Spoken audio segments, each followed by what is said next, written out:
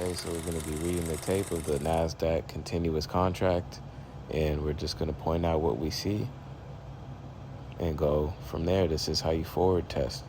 This is a good way to practice without risking any live funds while fine-tuning your trading models. So the first thing I noticed was the market structure shift with displacement to the upside. My eyes instinctively see that market structure shift, and it also occurs in the discount PD array. So I look for the fair value gaps. I like to draw my fair value gaps. When I see long wicks, I'll get the half point of the wicks, and that's called consequent encroachment. So I'll get the half point of wicks, and that can be my fair value gap if I am not able to scroll down fast enough to a smaller time frame. So when I'm on a higher time frame, like let's say in this example, the 2-minute chart, I knew that there was a fair value gap on the 1-minute chart because of the wicks. The wicks, according to the engineer of Smart Money Concepts, ICT, as known as MJ around here, he says that the algorithm refers to wicks the same way that it does with as gaps. So we should be treating wicks as gaps. If you don't like drawing your fair value gaps out using the wicks of candlesticks, you don't have to do that. Just scroll from the 5-minute chart, 4, 3, 2, and 1, and when you see your fair value gap, in this case, you would see the original one on the 1-minute chart. So I actually drew that one out, and I kept the one that I drew on the 2-minute chart. This actually enables me to fine-tune that fair value gap, and it opens the door for more opportunity of entries. So now we're gonna just observe price and watch what it does as it gravitates towards that fair value gap.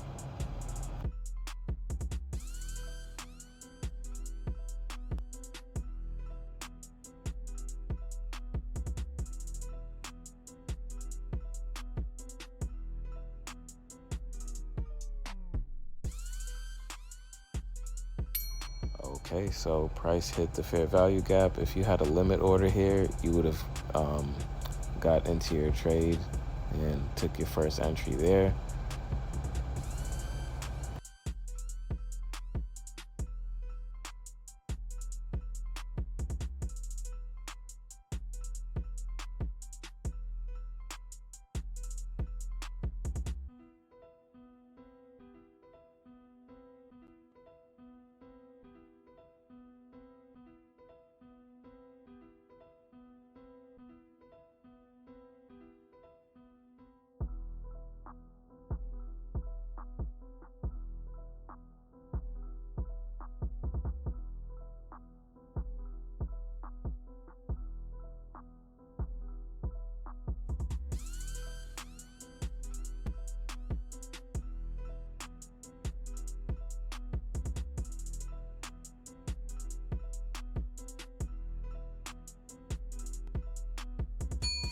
Now we're hitting the second fair value gap. So we hit the 2-minute fair value gap, and now we're hitting the 1-minute fair value gap. So that's your second entry there.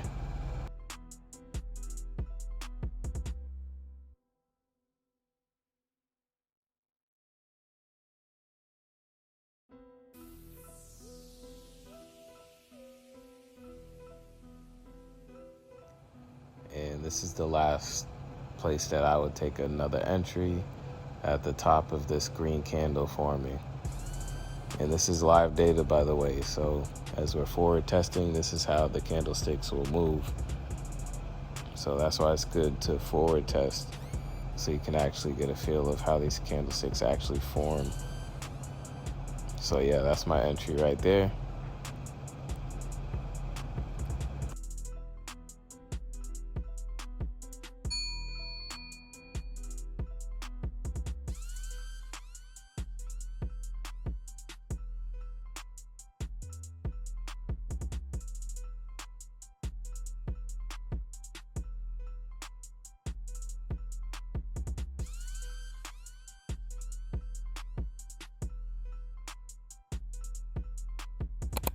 I want to note that when you're forward testing, it's important to mark out where your entry was so that you're not lying to yourself.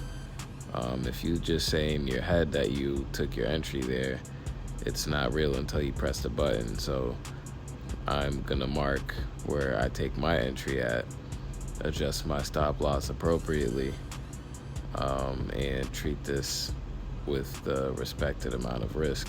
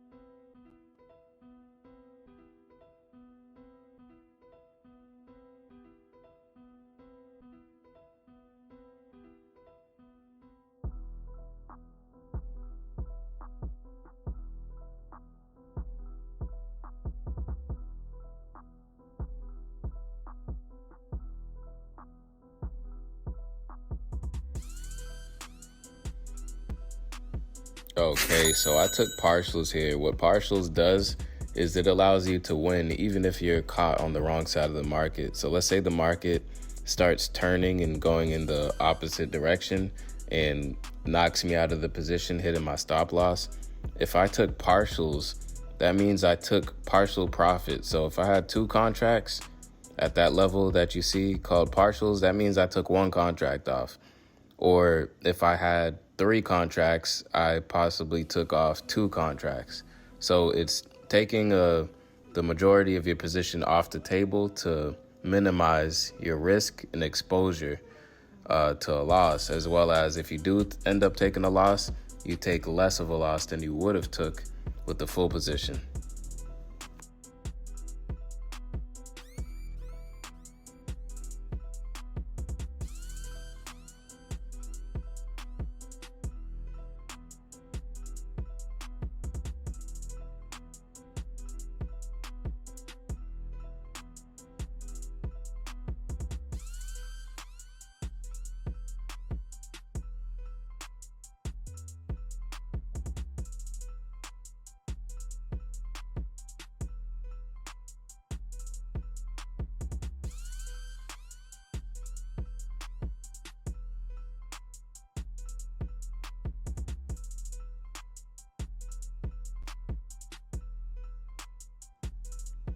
I think it's also important to know that as long as these candles close inside of the fair value gap and not outside of it, typically we should be good to stay in the position.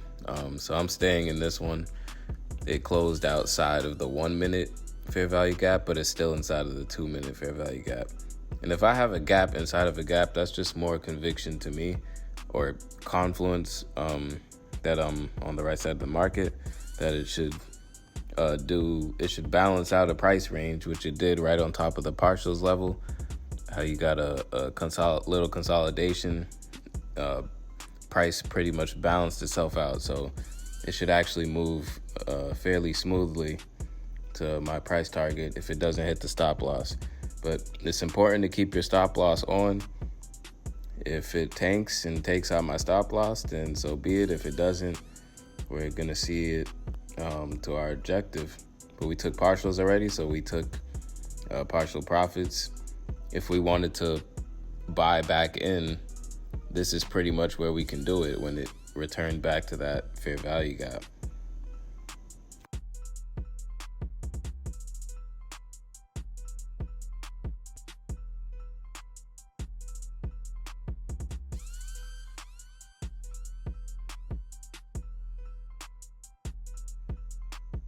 Okay, so now we're just watching to see if price reaches my target price.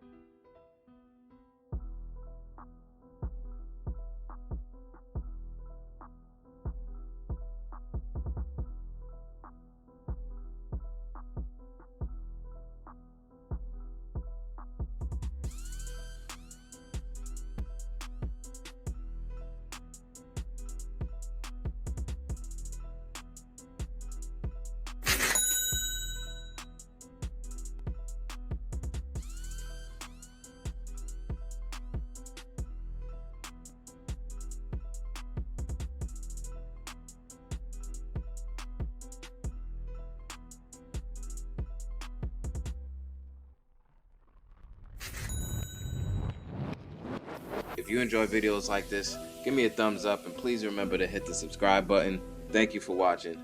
We turn points to commas.